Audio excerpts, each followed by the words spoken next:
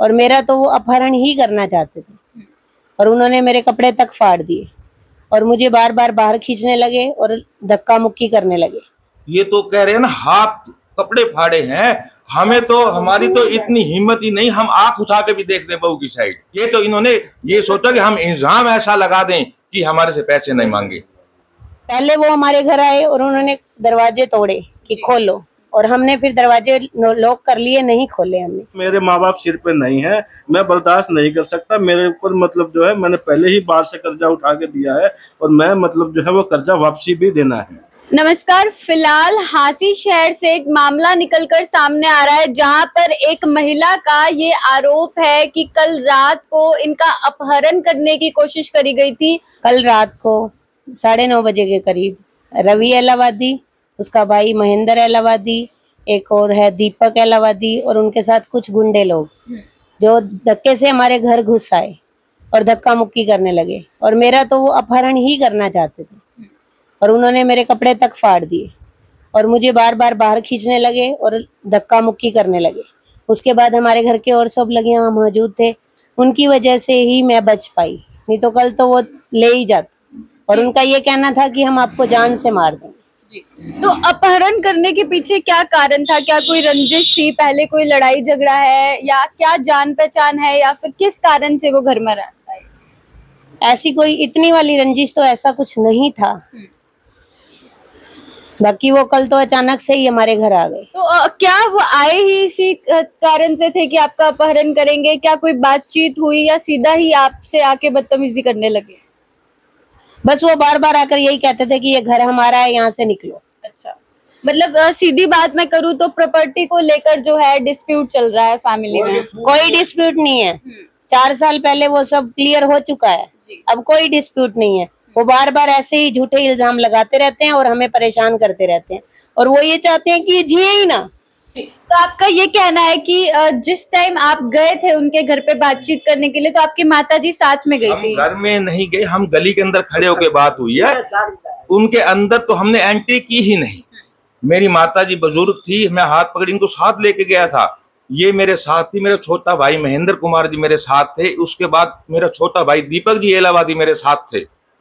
तो मैं अपनी मदर, वो मेरी बहू, लेकिन मैं उनके साथ ऐसा कैसे वो करने लगा? ये तो उन्होंने पैसे ना देने के बहाने के लिए उन्होंने हमारे ऊपर इल्जाम लगाया। जी माता जी नमस्कार। नमस्ते जी, आप गए थे साथ में? हाँ, मैं गई थी। मौके पर क्या पुलिस को बुलाया गया था? पहले वो हमारे घर आए और उन्होंने दरवाजे तोड़े कि खोलो, और हमने फिर दरवाजे लॉक कर लिए, नहीं खोले हमने।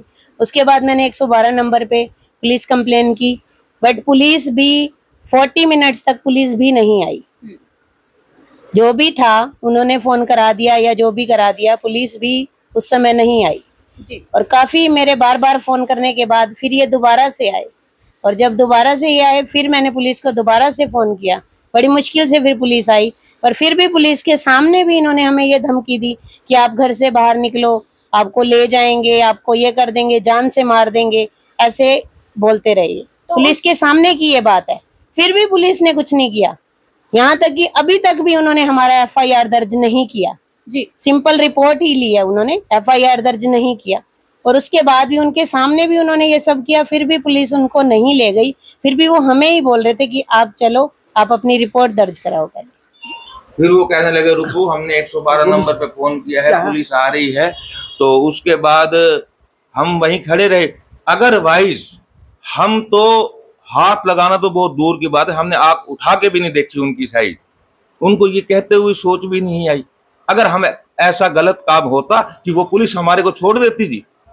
जी नमस्कार सर, आप मौके पर साथ थे? हाँ, मैं मौके पर साथ था, मैं पहुंचा हूँ वहाँ पर। मैंने जो है यही बात रखी है, मैं कहा ये कागज है, ये सब कुछ है जी। इसके अंदर क्या है, इसने हमारे साथ, जो हमारे चाचा जी हैं, इन्होंने हमारे साथ हरासमेंट करी है। इनका जब दिल चाहता है जब हमारे खिलाफ स्टे ले लेते और जब दिल चाहता हफ्ते बाद वापसी डाल देते। भाई कहने मतलब इन्होंने हमारे को मतलब कहीं कसर नहीं छोड़ा, बहुत हरास करा है हमारे साथ, जो इन्होंने बहुत अति करी है।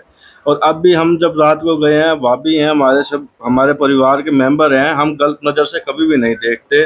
उनको भी पता है, शायद क्या पता किस मतलब उसमें हमारे ऊपर इल्ज़ाम लगाया, लेकिन लांछन जो भी लगाया है बहुत गलत लगाया है। मौके पर जब ये घटना हुई तो आपने जिस तरीके से बोला 4-5 लोग वो आए थे, तो उस टाइम घर पर आपके कितने सदस्य मौजूद थे? घर पर हम घर के ही लोग थे, 6 लोग हम बड़े हैं, 2 बच्चे हैं हमारे, हम ही थे घर।